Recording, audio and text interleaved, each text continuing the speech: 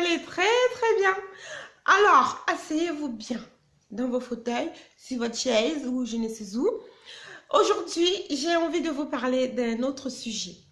Donc, je vais vous parler de la plaie, le mal du siècle, les réseaux sociaux et les relations amoureuses.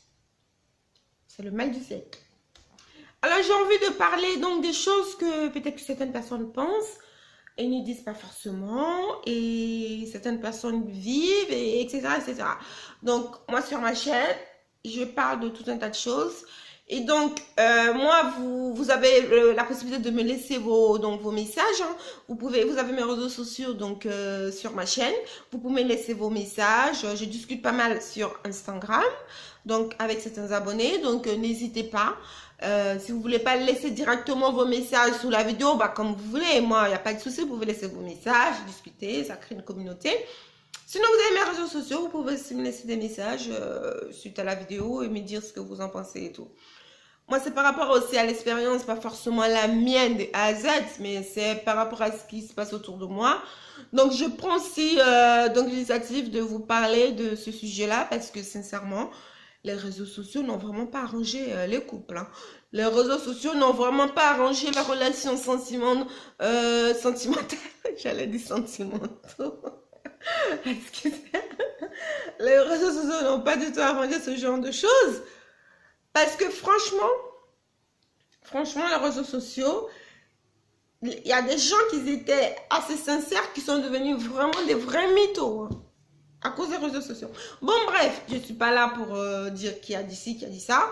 Mais c'est vraiment pour vous parler des réseaux sociaux.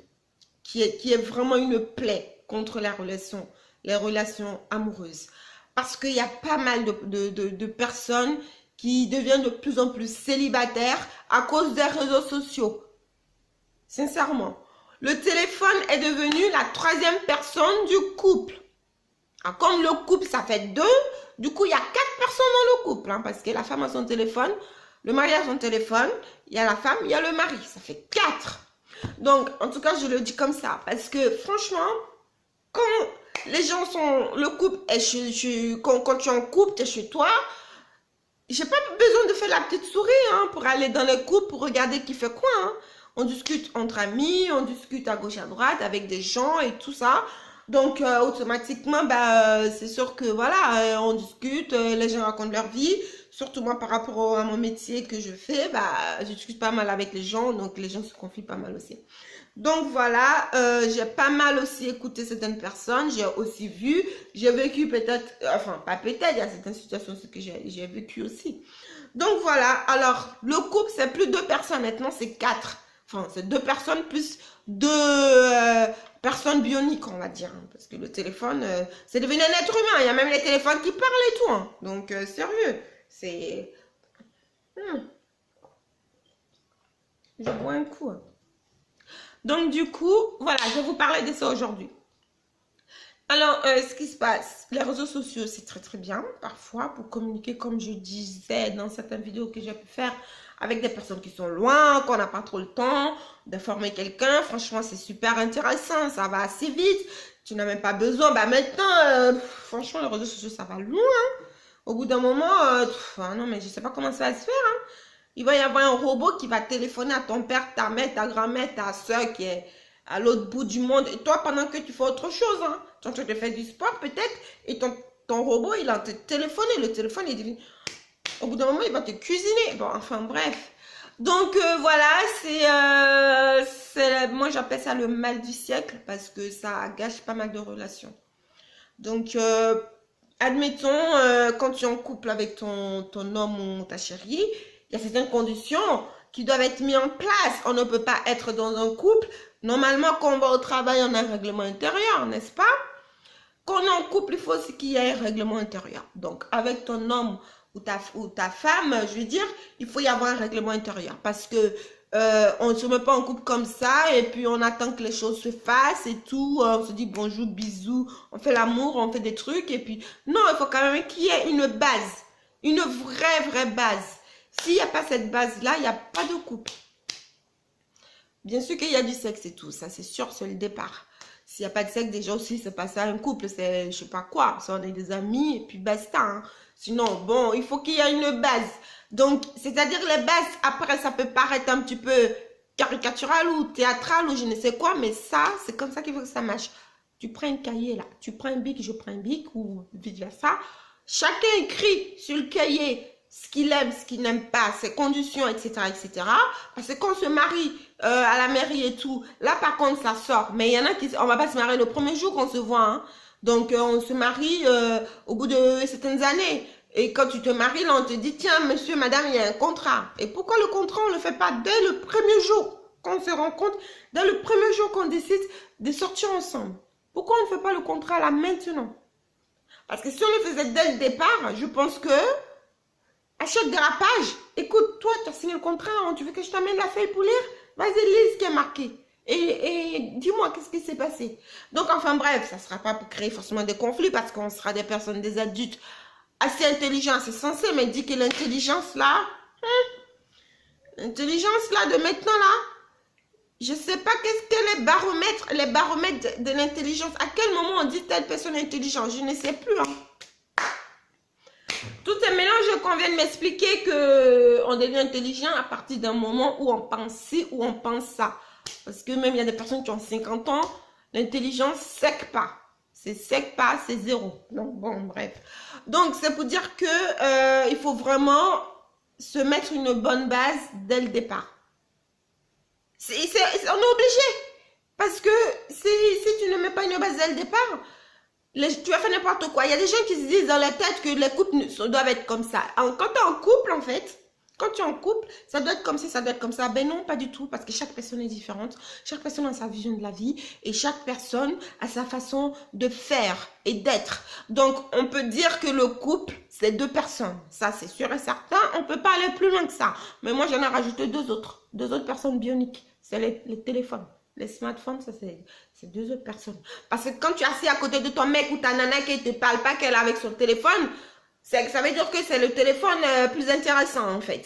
Donc, il prend son téléphone, te remplace en fait. Donc, c'est bizarre ça. Hein. Je critique pas les mecs quand il y a des femmes qui le font. Hein. Donc, moi, je parle pour les deux. Donc, voilà. Alors, pour ce thème, je pense que je vais peut-être faire des hashtags différents, soit un ou deux hashtags, parce qu'il y a plein d'autres choses à dire. Donc, je vais pas pouvoir faire ça en un seul bloc parce que ça va rester trop long. Donc, je pense que je vais le faire en deux ou en peut-être trois fois. Donc, si vous voulez vraiment comprendre tout le sujet, il va falloir visualiser, vraiment comprendre tout ce que je veux dire par rapport à ce sujet. Il va falloir visualiser tous les vidéos qui seront soit le 1, le 2 ou le 3. Il va falloir tout visualiser. Bon, après, c'est vous qui voyez. Donc, comme j'ai dit, maintenant le couple, ce n'est plus deux personnes. C'est peut-être, moi je m'en fous, j'ai dit c'est quatre personnes. Maintenant dans le couple, toi, tu as ta chérie avec toi et tu as ton deuxième chéri, c'est ton téléphone, et elle aussi. Donc, les réseaux sociaux ont creusé un fossé dans les relations amoureuses. Parce que ce qui se passe, le pire, c'est que quand tu es amoureux, dire que être amoureux de quelqu'un, déjà, c'est pas facile. Tu rencontres la personne pour la première fois, tu vas pas tomber amoureuse comme ça. Le coup de foudre, ça peut exister. Le coup de foudre, c'est quoi? C'est pas vraiment le coup de foudre, genre on est amoureux ou... Non, le coup de foudre, c'est une question d'énergie et c'est une question de désir. Donc, quand tu désires fort quelqu'un, ça, c'est le physique qui parle. C'est le physique. C'est vraiment le physique là qui est en train de te chambouler là, que tu dis que tu sens les papillons. Les papillons, c'est pas de l'amour, c'est du désir. C'est du sexe, c'est de la sexualité, les papillons qu'on ressent. Quand tu désires vraiment quelqu'un, tu es face à quelqu'un, que tu ressens les papillons, c'est que tu as envie du physique de la personne. Parce que sinon, imagine, les couples qui sont depuis des années, qui sont bien amoureux et tout, tu regardes tout le temps, il y a les papillons qui sautent dans leur ventre. Bah non. Bah non, tout le temps tu vas pas sentir des papillons au bout d'un moment. Parce que pour les personnes qui ont déjà ressenti ça, l'effet que ça fait, c'est vraiment bizarre. Donc on n'est pas comme ça tous les jours, tous les lundis et dimanches, on a des trucs qui sautent dans le monde. Non, ça c'est le désir, c'est le sexe, c'est le physique qui crée ce genre de sensation. Donc quand tu rencontres la personne une première fois et que tu es à fond sur la personne, bien sûr que tu vois la personne, tu as envie quoi, tu désires la personne, donc tu ressens ce genre de choses. Et certaines personnes confondent ça, genre coup de foudre ou je ne sais quoi. peut-être que le coup de foudre va exister comme ça, mais moi, je pense que c'est le désir. J'ai fait des recherches là-dessus. J'ai ma propre vision d'analyse et j'ai également, comment dire, les expériences, les gens que j'ai écoutés. Je me permets pas trop de faire ce genre de choses parce que je discute avec plein de gens. Donc, il faut quand même que j'ai comment dire, pardon. Il faut que j'ai vraiment une condensée de sujets pour pouvoir vraiment parler de ça. Parce que sinon, je ne vais pas parler à tout va. Il y a plein de gens qui regardent YouTube, il y a plein de gens qui écoutent. Enfin, je ne vais pas raconter n'importe quoi pour induire telle ou telle personne en erreur. Maintenant, chacun a son expérience, chacun a sa vie et a sa vision de voir les choses, à sa façon de voir les choses, sa vision de la vie. Voilà. Donc, du coup, c'est à toi de te dire que, bon, elle a dit ça dans sa vidéo, mais moi, je pense que vis-à-vis de moi, c'est peut-être un peu différent, c'est cela. Moi, je vais parler des choses complètement du général. Hein. Et ça, c'est sûr que le téléphone, si tu frappes à la porte de quelqu'un, tu rentres chez lui, il dit, j'ai pas de téléphone, c'est qu'il n'a pas de porte. Ça veut dire qu'il vit dans les bois. Il n'a pas de porte. Tu peux pas frapper à sa porte. Hein. Ça veut dire qu'il vit dans les bois sous une tente ou je ne sais quoi et il vit comme ça. Mais quand tu frappes à la porte, tu vas sonner chez des gens, tu rentres chez eux. Il y a combien de téléphones ici? Tu vas déjà trouver au moins 3 téléphones. Et 4 vieux téléphones qui sont dans le coffre ou je ne sais où. Donc, ça veut dire que le téléphone est rentré partout. Et les réseaux sociaux en profitent parce que ça fait pas mal de pépettes. Donc, ils gagnent beaucoup de sous dessus. Et nous, bon, on utilise ça.